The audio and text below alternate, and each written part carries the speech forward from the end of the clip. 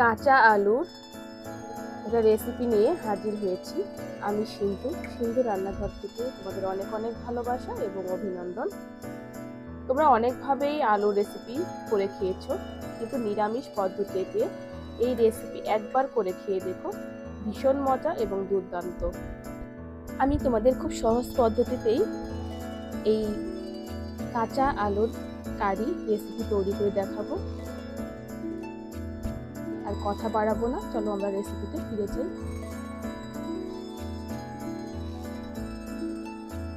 দেখো বন্ধুরা, আমরা কাঁচা আলু অনেক ভাজি, সবজি বিভিন্নভাবে খেয়েছি, আর আজকে আমি তোমাদের মাঝে শেয়ার করতে চলেছি কাঁচা আলু দিয়ে দুর্দান্ত একটা রেসিপি, যা খাওয়ার পরে তোমাদের মন চাইবে বারবার এই একই রেসিপি খেতে।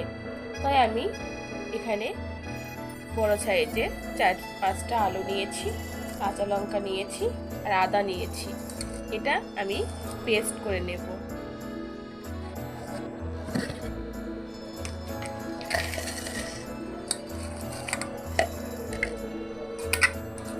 তবে তোমরা যদি স্টেপ বাই স্টেপ ফলো করো, তোমরাও কিন্তু খুব সহজেই এই রেসিপিটা একদম সম্পূর্ণ নিরামিষ পদ্ধতিতে বানাতে পারবে। চলো পেস্ট করে দেখাই কেমন হয়েছে। বন্ধুরা, আমি আলুটা পেস্ট করে নিয়েছি। আলুগুলোকে এবার একটু পাত্রে ঢেলে দিব।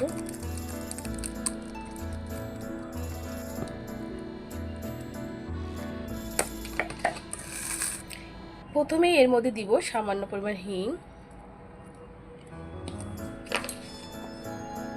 সামান্য লবণ, হলুদ, জিরার গুঁড়ো, আর এখানে বেসন দিয়ে দিব।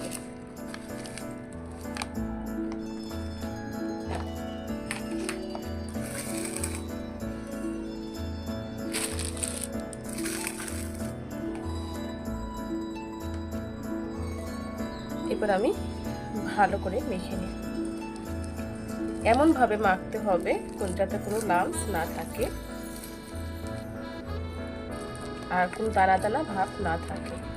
এটা কিন্তু খুব সুন্দর করে মাখতে হবে। যতটা ভালো করে মাখবে ততই কিন্তু এই বড়াটা করলে বেশি মজা হবে। আমি সম্পূর্ণ মাখার পর বন্ধুরা, ফ্রাই প্যান কিন্তু খুব ভালো করে হিট করে নিতে হবে। এখানে আমি সয়াবিন তেল দিচ্ছি এবং সয়াবিন তেলটাও কিন্তু ভালো করে হিট করে নিতে হবে, আর ফ্রাই প্যানের চারদিক দিয়ে তেলটা ছড়িয়ে দিতে হবে। আর দেখো বন্ধুরা, আমি বেসন সব কিছু মশলার সাথে মিক্স করে নিয়েছি। এবার আমি তোমাদের দেখিয়ে দিচ্ছি কেমন করে বড়াগুলো তৈরি করবে।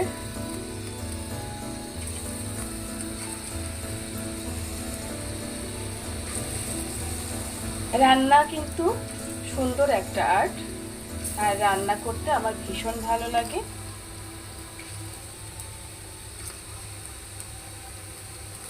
আর যে কোনো জিনিসই ধৈর্য সহকারে করলে সেটা কিন্তু ভালো হয়। ধৈর্যের ফল সবসময় মিষ্টি হয়, তোমরা সবাই সেটা জানো।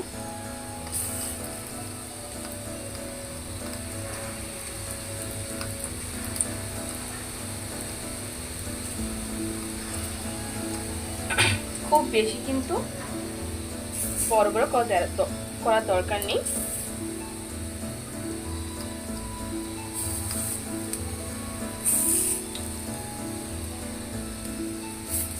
যেহেতু আমার ফ্রাই প্যানটা একটু বড়, সেহেতু আমি অনেকগুলোই বড়া করে দিচ্ছি।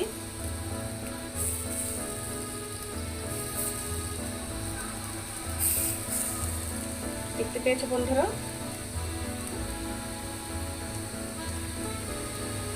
এবার আমি চারদিকে তেলটা ছড়িয়ে দিব। এভাবে চারদিকে ঘুরিয়ে ঘুরিয়ে দিতে হবে।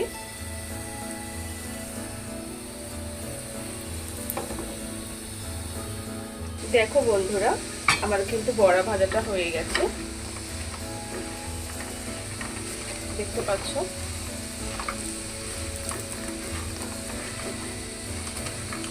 এবার আমি বড়াগুলো উঠিয়ে নিব।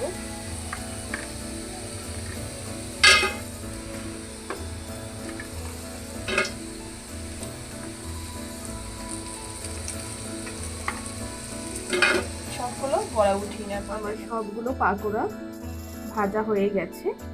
এটা কিন্তু আলুর বড়া বা পাকোড়া যাই করো না কেন। আর আমি এখানে ফ্রাই প্যান আবার গরম বসিয়ে দিয়েছি।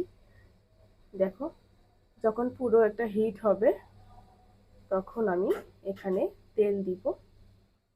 বন্ধুরা, এখানে তোমরা সরিষার তেল ব্যবহার করবে। এই রান্নাটা কিন্তু সরিষার তেল ব্যবহার করলে কিন্তু ভীষণ মজা হবে। তেলটা গরম হয়ে গেলে শুকনো লঙ্কা, তেজপাতা দিয়ে দিব গোটা জিরে ফোড়ন, দিব সামান্য পরিমাণে হিং। ফোড়ন ব্রাউন কালার হতে হতে আমি কি মশলা করেছি সেটা দেখিয়ে দিই। এখানে আমি টমেটো, আদা, জিরা, শুকনো লঙ্কা, বাদাম, মিষ্টি কুমড়া দানা সবগুলো উপকরণ পেস্ট করে নিয়েছি, এটা দিয়ে দিব তেলের মধ্যে। এবার আমি দিয়ে দিব শুকনো লঙ্কা গুঁড়ো, হলুদের গুঁড়ো, দিব লবণ পরিমাণ মতো। এখন সব কয়টা মশলা আমি মিশিয়ে নিব।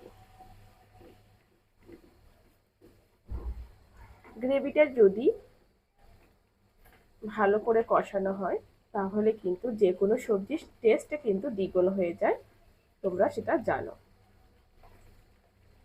আর মশলাটা কিন্তু হালকা ফ্লেমে কষাতে হবে। যত সুন্দর করে মশলা কষাবে ততই কিন্তু রান্নার টেস্ট বেড়ে যাবে। আমি সম্পূর্ণ নতুন পদ্ধতিতে এই রেসিপিটা তৈরি করছি। আশা করছি তোমাদের কাছে ভীষণ ভালো লাগবে। দেখো বন্ধুরা, মশলা থেকে কিন্তু তেল ছেড়ে দিয়েছে, তার মানে বুঝতে পেরেছো যে আমার মশলাটা কষানো হয়ে গেছে বা মশলাটা রেডি হয়ে গেছে।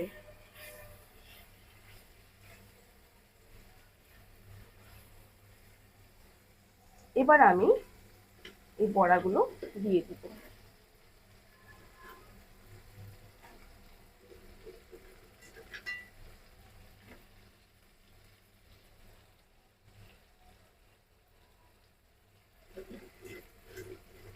আর এখানে কয়েকটা বড়া রাখলাম ভাত দিয়ে খাওয়ার জন্য। তোমরা এই বড়াকে কিন্তু বিকেলে স্ন্যাক্স হিসাবে ব্যবহার করতে পারো, খেতে পারো। এখন ভালো করে এই বড়াটা মশলার সাথে মিশিয়ে দেব। যত ভালো করে কষাবে ততই কিন্তু মজা হবে। আমি বারবার বলছি বন্ধুরা, এতটাই দুর্দান্ত এই রেসিপিটি। তোমরা যারা এভাবে কাঁচা আলু বড়া সবজি কারি করে খাওনি, তারা এভাবে একবার বাসায় ট্রাই করো, অনুরোধ করল। এবার আমি সামান্য পরিমাণ জল দিয়ে দিব, যেহেতু এই রান্নাটা কিন্তু মাখো মাখো হবে। আর তোমরা হয়তো জানো বন্ধুরা, একটু হালকা রস থাকলেও কিন্তু বড়াটা রসটা টেনে নেয়, তোমরা সবাই জানো সেটা। এখন শুধু বলক ওঠার অপেক্ষা। ফিরে আসছি বলক ওঠার পরে। বন্ধুরা, বলক চলে এসেছে। এবার আমি এখানে ভাজা জিরের গুঁড়ো দেব। এই ভাজা জিরের গুঁড়ো দেওয়ার কারণে কিন্তু রান্নার টেস্টটা কিন্তু আরো বেড়ে যাবে। জিরের গুঁড়ো দেওয়ার পরে আমি আর 2 মিনিট কুক করে নেব।